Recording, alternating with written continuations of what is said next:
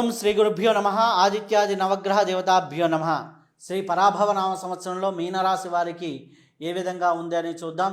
మీనరాశి వారి కింద మనకి ఏ జన్మ నక్షత్రాలు వస్తాయి అనేది పరిశీలన చేద్దాం. పూర్వాభాద్ర 4వ పాదము, ఉత్తరాభాద్ర 1, 2, 3, 4 పాదాలు, అలాగే మనం చూస్తే రేవతి నక్షత్రం 1, 2, 3, 4 పాదాలు, రేవతి నక్షత్రం పూర్తిగా, ఉత్తరాభాద్ర నక్షత్రం పూర్తిగా, పూర్వాభాద్ర నక్షత్రం 4వ పాదం, వీళ్ళు అందరూ కూడా మీనరాశి వారి కిందికి వస్తారు. మీనరాశి వారికి మీనరాశి వారికి ఇప్పుడు ఆదాయ వ్యయాలు ఏ విధంగా ఉన్నాయో చూద్దాం.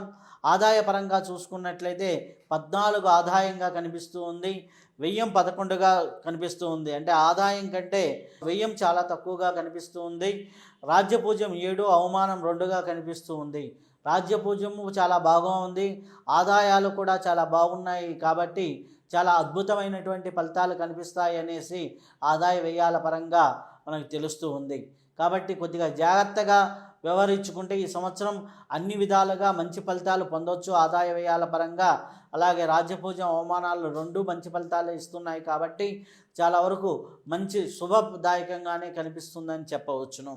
అలాగే మీనరాశి వారికి గ్రహ సంచారం ఏ విధంగా ఉంది అని చూసినప్పుడు చతుర్థ స్థానంలో గురు సంచారం అనేది ఉంటుంది. ఎప్పటి వరకు అంటే జూన్ 2వ తేదీ వరకు. ఏప్రిల్, మే నెలలు కొద్దిగా 4వ స్థానంలో అంత అనుకూలంగా ఉండరు. ఆ తదనంతరం జూన్ నుంచి గురువు అనుకూలతలు బాగా పెరుగుతూ ఉన్నాయి. కాబట్టి చాలా వరకు సత్ఫలితాలు కలిగేదానికి అవకాశం ఎక్కువగా ఉంది. అలాగే వీరికి శని భగవానుడు చూస్తే జన్మస్థానంలో సంవత్సరం మొత్తం ఉంటున్నాడు. కాబట్టి ఏలినాటి శని ప్రభావం అనేది చాలా తీవ్రంగా ఉంటుంది. కాబట్టి